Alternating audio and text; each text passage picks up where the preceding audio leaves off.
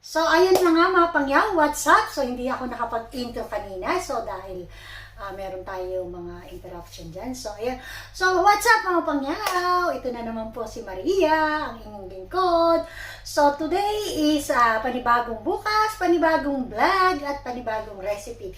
So, mga pangyaw, ito na nga po ang aking recipe for today, ang aking ginisang lomi with egg. So, ayun. Alam ko na naman pong maano naman kayo sa bago kong menu for today, ang aking lomi.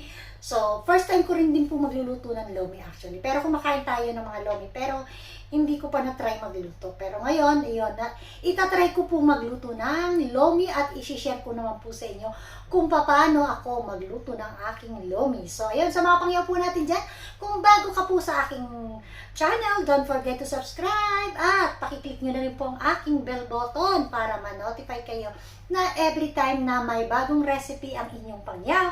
So, ayun na nga po mga pangyaw, let's watch ng aking bagong menu, ang aking lomi.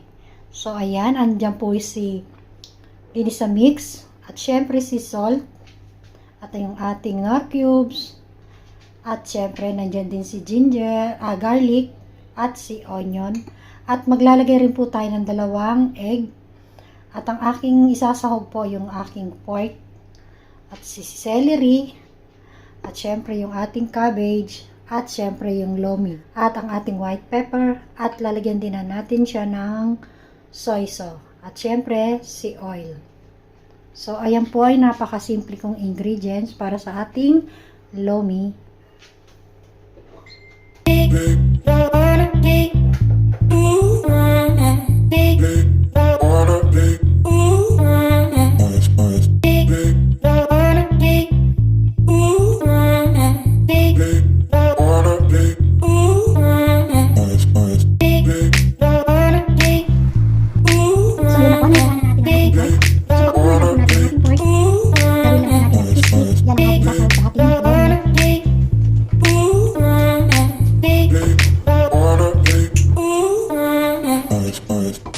Hayaan po lang natin lumambot. At habang kumukulo po yung ating pork, lalagyan po natin siya ng salt.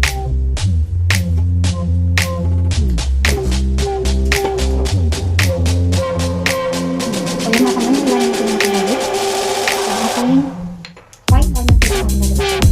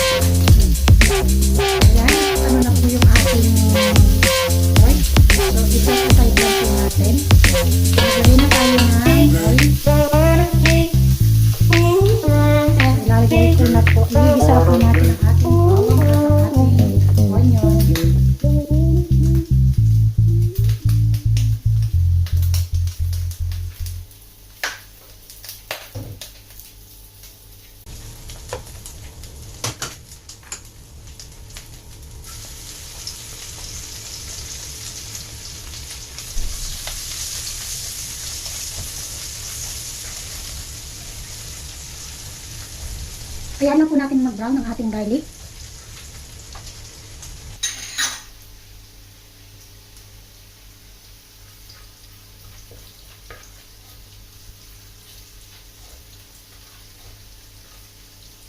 So yung ating lomi po is babanlian po natin ng mainit na tubig. So ayan, kailangan natin mag-init ng tubig.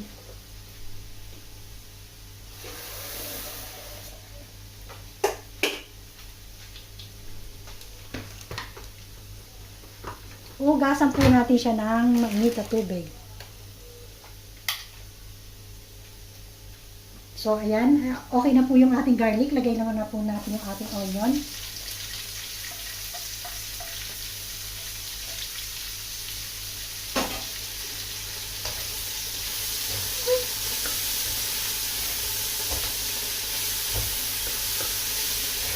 So, habang nagpapakulo po tayo ng tubig, so huhugasan na po natin yung ating lomi. At habang ginigisa po natin yung ating garlic at ang onion,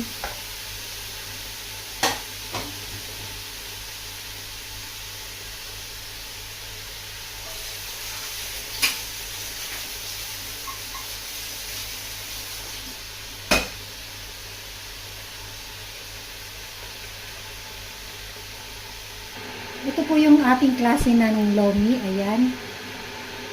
Ayan. So, babanlihan po natin siya ng mainit na tubig.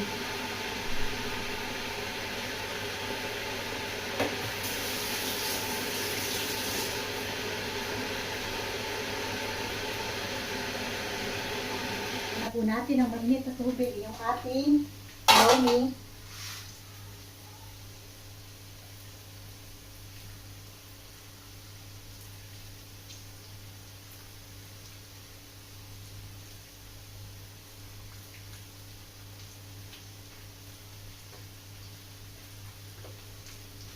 So, hayaan lang po natin mababad ang ating lomi at mga 3 to 5 minutes.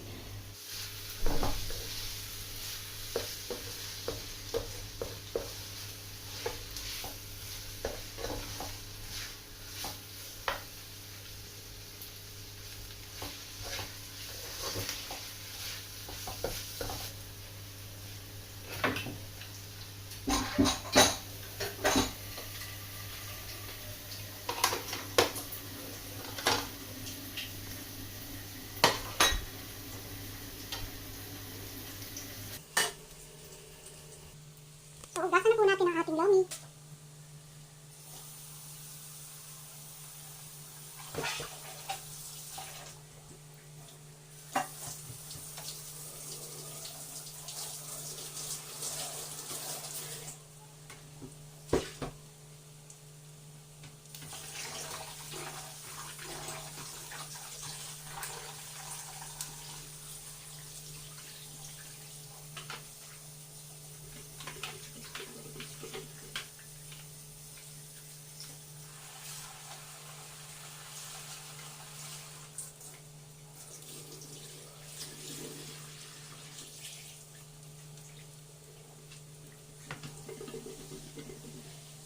So, ayan na po. Igigisa na po natin ang ating lomi.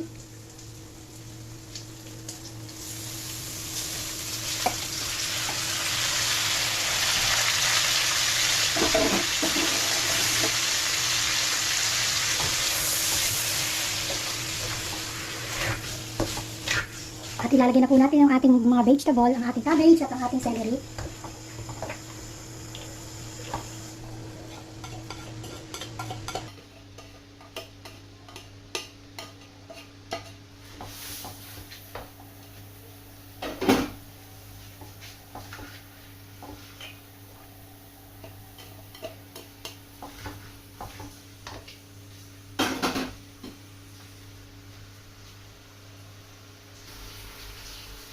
So, ayan. Ayan na po. Hinalo na po natin ang ating gulay sa ating lomi. Mag-add lang po tayo ng water. So, ayan mga pangyaw. Mag-add lang tayo ng water. So, ayan. It depends na lang po kung gusto nyo maraming sabaw or ganyan lang.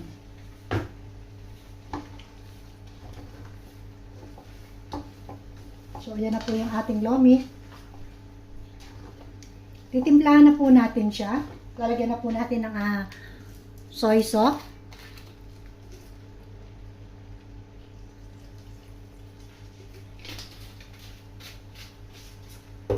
Ang ating white pepper.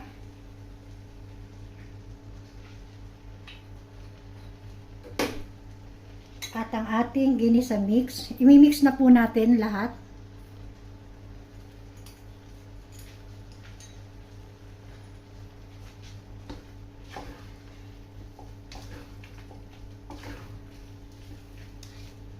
Tansyahin nyo na lang po ang inyong isasabaw.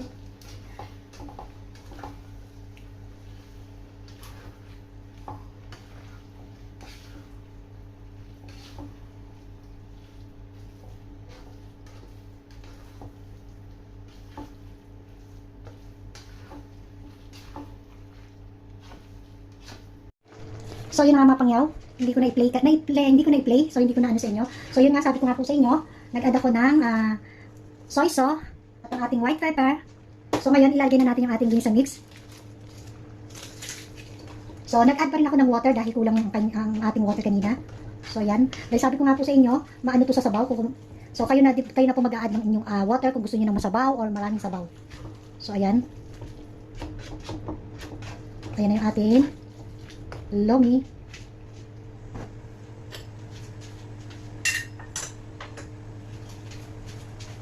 So mag-a-add na po tayo ng salt.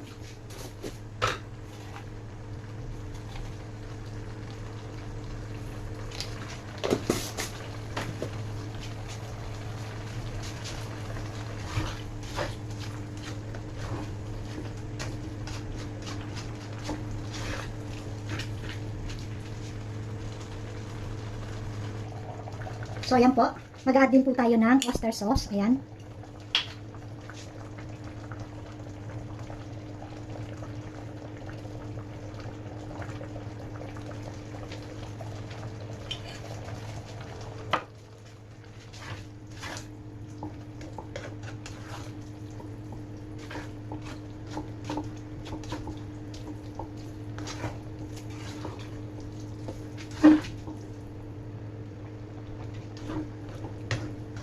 Ayan lang po mag-boil natin ang ating ng 5 minutes at ila-add na po natin yung ating egg. So ayun na mga pangyaw, nilagay na natin ang ating egg. So hayaan lang po natin, hindi natin ibibit ang ating yellow egg, ayan yung egg yolk, ayan. Hayaan lang po natin ganyan.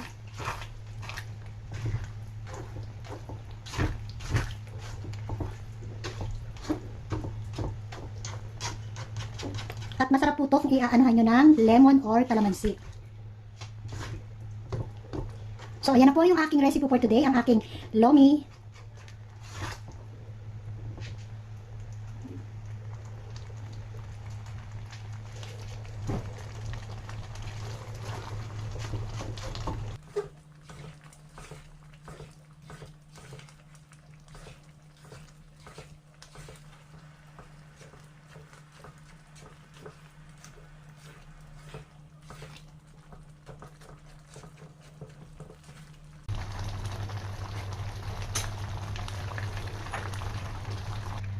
So, ayan naman pangyayam ang ating finished product ng ating menu for today, ang aking lomi with egg. Ayan. Ayan, kain na po tayo mga pangyaw.